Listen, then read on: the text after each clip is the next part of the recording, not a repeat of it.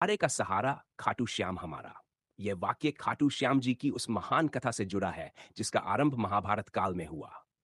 महाभारत युद्ध से पहले, जब समस्त आर्यावर्त के योद्धा युद्ध भूमि की ओर अग्रसर हो रहे थे, तब एक महान योद्धा बड़बड़ीक भी युद्ध में भाग लेने चला।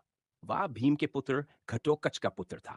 बड़बड़ीक के पास ऐसी दिव्य शक्तियां थीं कि वह केवल 3 बाणों से संपूर्ण युद्ध समाप्त कर सकता था। जब भगवान श्री कृष्ण को यह जात हुआ, तो वे ब्राह्मण का वेश धरकर बड़बड़ीक से मिलने पहुंचे। उन्होंने पूछा, कहाँ जा रहे हो? बड़बड़ीक ने कहा, महाभारत के युद्ध में भाग लेने। श्री कृष्ण ने पूछा, किसकी ओर से? बड़बड़ीक बोला, जो हारेगा उसकी ओर से लड़ूंगा, यही मेरी मां का आदेश है। यह सुनकर श्री कृष्ण समझ गए कि युद्ध कभी समाप्त नहीं होगा। तब उन्होंने एक परीक्षा ली।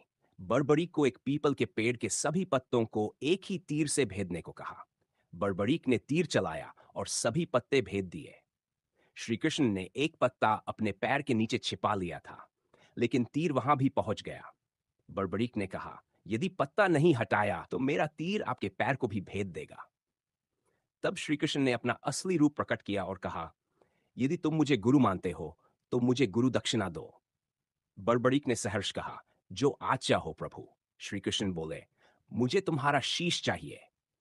बड़बड़ीक ने बिना संकोच अपना शीश काटकर प्रभु के चरणों में समर्पित कर दिया। उसने विनती की, मैं युद्ध नहीं लड़ूंगा, लेकिन देखना चाहता हूं।